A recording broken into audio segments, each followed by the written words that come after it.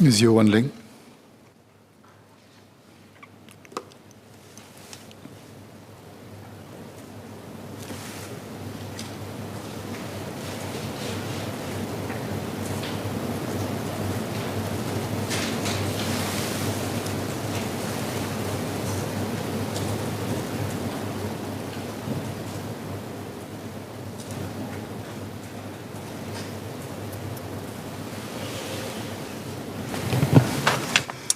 Mr. Speaker, as we continue to navigate the realities of a world still rolling with the punches of COVID-19, it is key that we look for new opportunities that help us forge a better Singapore that produces more equitable outcomes and more inclusive of Singaporeans who come from all walks of life. First, on the progressive wage model. Every country is faced with an apparent trilemma when it comes to labour policies. What seems to be fair often does not cultivate a competitive workforce, and what appears to do both ends up with high cost of living or taxes. Singapore's answer to this comes from the PWM, the Singapore Labour Movement pioneered. Done prudently with meticulous negotiation amongst the tripartite partners, it rewards improved productivity and quality with a wage increase ladder suitable for individual industry sectors. Two upcoming PWMs will be in the retail and food services sectors. The workers in these sectors touch our lives and hearts every day, and yet we have taken our workers in these sectors for granted. Many Singaporeans start our day with kopi that's served by their usual neighbourhood kopi so. When we celebrate with our families, birthdays, anniversaries, New Year, Christmas, our workers in the restaurants are right there with us, even if their own families are spending time away from them. Our retail frontliners have also been there for us when we buy our first set of furniture, when we pick the freshest produce from our grocers, when we scoot down to our convenience stores at 2 a.m. to pick up emergency supplies. Our workers in these sectors have been keeping Singapore and our lives running with their hard work, sacrifices, and good cheer. Despite this, even till today, some 60% of food services and 45% of retail full-time resident workers are earning at or less than the 20th wage percentile of the local workforce. In many international standards among OECD countries, percentile 20 defines the threshold for low pay. We need to do something about this. F&B and retail are price sensitive, where a rise of prices in a kopi or a plate of economy rice at a food court will draw much attention. Indeed, our retailers have also told me how price spotting even amongst for essential items have become ever more keen with the advent of online shopping, cutting their margins razor thin. Therein, the concept of PWM is critical as it marries wage increases with productivity increases through upskilling, investments in technology, and career pathways. The pandemic has shown that this sector's veterans and newcomers alike do thrive with the help of technology. RADA Exports Private Limited is the company behind the Value Dollar chain of stores. During COVID-19, the team was caught in an onslaught of challenges to their supply chain and manpower. It was the necessity for change that pushed the company to digitize and upskill their workers in this process. This increased productivity generated new and better paying jobs by helping the company justify better pay for their employees. I visited with the company and was delighted to have met with Uncle Rafi, as he is affectionately known. He has been working with the company since 2004 and has moved from being a delivery man to now their warehouse supervisor. Today, Uncle Rafi is 65 years young, and he proudly tells me of his lifelong learning journey in RADA, from taking inventory using paper and pen to creating rooms filled with filing shelves to now being able to use their warehouse software to call up the smallest bar of chocolate from the aircon comfort of his newly computerized monitoring room. The moral of this story is clear. Upskilling works, and tech is here to help. The PWM ensures competitive pay comes from justifiable reasons. The results speak for themselves. As the PWM continues to reach out to more lower wage workers, as a labor movement, as a tripartite partnership, as a country, we need to stand together. This is the heart of the matter. The PWM stands for Singapore's commitment to uplift workers. This is about companies investing in our hardest working workers, unions protecting them with promise and hope, consumers making sure that those who labor can find ways to make ends meet with dignity, and the government ensuring that companies, workers, and consumers are supported while we all are playing our own parts in uplifting the lives of our fellow Singaporeans. Now, I would like to turn my attention to another slice of workers in Singapore, our freelancers and the self-employed. As many countries battled the economic downturn in the face of COVID-19, the gig economy has provided crucial lifelines for many, allowing workers from affected industries to seek freelance jobs in food delivery and ride-hailing services. The growing importance of this economy has seen a greater emphasis to protect the interests and welfare of these workers, workers who are not considered employees and thus are not afforded the protections and benefits salaried employees enjoy.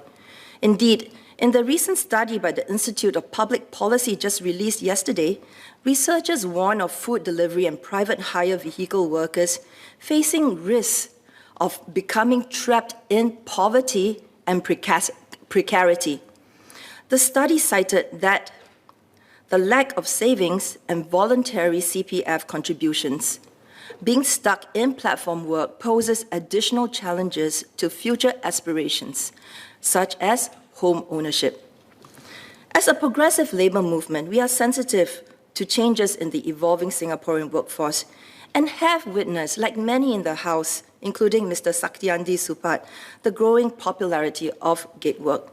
As such, the labour movement has been at the forefront of Singapore's push to accord greater protection and welfare benefits for workers in the gig economy.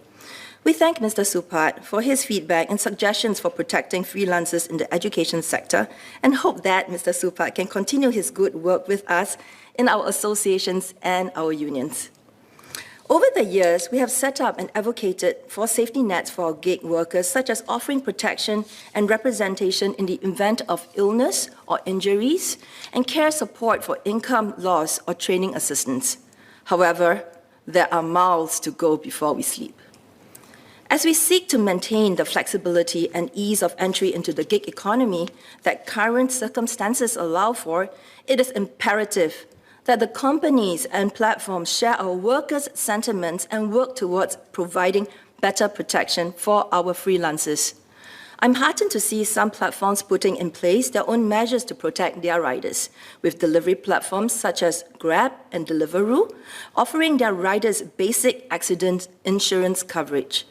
The labour movement through NTUC Learning Hub has also started to introduce career conversion classes to protect the long-term livelihoods of our drivers who intend to move out of the industry. Even as these efforts are encouraging, such measures do not sufficiently protect workers, particularly those who rely on the gig economy as their primary source of income.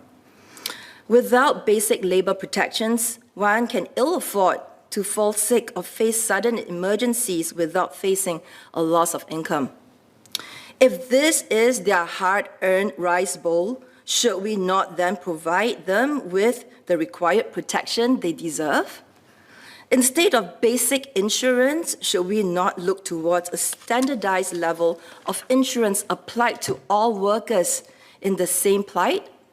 If our workers are contributing to the enterprise value of their partner platforms, should we not then also insist on platforms also contributing to the retirement safety nets of their partners? As the advisor to the NTUC National Taxi Association, National Private Hire Vehicles Association, and the National Delivery Champions Association, I have heard loud and clear from the ground the need for better protection and representation of our gig platform workers. One of our brothers, Raymond, met with an accident last year. While covered by his platform partner's insurance package, he felt that the claim process was onerous to a point where he decided not to pursue the insurance, as he would be able to earn back in one day what he would have received in the claims. Brother Joseph also spoke to us about gaps in their platform partners' support when their app went down and drivers were not able to earn their full day's livelihoods.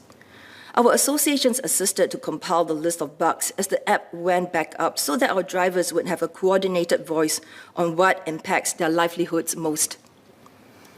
These are just some of the many small inconveniences, and I would say large tribulations our gig economy workers face as the gig economy and its ecosystem of platforms evolve and grows. As we look to provide greater protection and welfare benefits for workers in the gig economy, the tripartite partnership must strive to support a healthy diversity of career options and sustainable, dignified livelihoods brought about by the gig economy. In this respect, I look forward to the recommendations of the Advisory Committee for Platform Workers. It is a good, significant beginning for a more coordinated approach to supporting our growing gig worker population. On the topic of evolving workforce, one of the greatest lessons learned has been on the importance of accommodating diverse profiles as a design feature of our labor force rather than a design fault. In particular, the interests of two groups of employees, women returning to work, as well as single mothers, must be paid attention to. The labor movement has long recognized the distinct challenges women face at work that primarily stems from women having to settle a greater proportion of domestic responsibilities and have accordingly championed and provisioned to advance this cause. For example, our NTUC Learning Hub has started to co-create with our Women and Family Unit a confidence training courses as well as skills-based programs to help women returners, to give women returners the much-needed boost when it comes to re-entering the workplace. We have also introduced a Women Mentoring Women program that consists of women union leaders joining forces with female grassroots leaders in mentoring women who need support with careers and livelihoods. The primary thrust of these support have been to alleviate the pressures that our women face both at home and the workplace so that they can engage more productively and meaningfully in both spheres of their lives. To this end, the labor movement has sought to continuously enhance flexible work arrangements standards to stay responsive to changing family and workplace needs. As we celebrate these strides forward, we should also be mindful of ongoing gaps. It is my firm belief that changes in organizational culture is just as important as formal frameworks, and enhancements to FWA policies must be accompanied by parallel changes in attitude and values. As companies consider FWA a long-term feature, ground issues such as fair performance evaluation of employees on FWA and the availability of FWA options to employees in all job roles become all the more real on the ground. On this, I call for more support from our government to help employers upskill their HR and line managers to manage a workforce with employees on FWA. Mother care is a name many mothers are familiar with, and it's not surprising that they have championed my heart for women. When I visited Mother Care recently, I was delighted to know that mothers with young children were 40% of their new hires in 2021. 40%. While I was at their store, I delighted in meeting with Madam Fadila, who has 4 children and has worked her way from sales assistant to store manager in just 8 short years. She was not alone, and I met another 3 teammates of hers who were moms with 3 to 4 children each. The secret to Mother Care's success? They are committed to job redesign and providing flexible working arrangements, especially for their moms at work. I believe that we ladies can have our cake and eat it too. with the support of our workplaces. And I look forward to the measures our government will introduce to encourage and support our employers to take on the challenge of job redesign. Mr. Speaker, in Mandarin, please. 议长先生，渐进式薪金模式在今年年底和明年年初会扩展到零售业和餐饮服务业，这即将会影响到28000全职低薪国人。这群人士是陪伴着我们过每天平常生活的同僚、邻居、朋友，甚至亲戚。他们是楼下每早见面的咖啡嫂、便利店爱笑的小弟，陪着我们庆祝生日的餐厅服务员大哥，常帮我们打折扣的超级市场收银台的阿姨。在我们新加坡零售业全职国人当中，有45%是列为低薪工人，餐饮业的比例在60%。我们必须改善这个情况。这次的预算案，政府宣布了一个5年的过渡薪资补助 （Progressive Wage Credit Scheme）， 帮我们的餐饮业和零售业的薪金模式打了一个非常给力的定心针。但改善低薪国人的情况，还是需要其他共同承担者的配合。帮助低薪的国人是政府的勤务、职种的使命、企业的投资、员工的甘期和国人的义务。Helping businesses pivot to capture new capabilities and allowing for employees to share in the fruits of advancement, creating deeper safety nets for the freelance ecosystem, ensuring parity for single mothers, and sparking deep attitudinal changes at workplaces for women. These are the opportunities we must latch onto as they present themselves in a Singapore economy that awaits thoughtful reconstruction. Every worker matters. Mr. Speaker, I support Budget 2022. Thank you.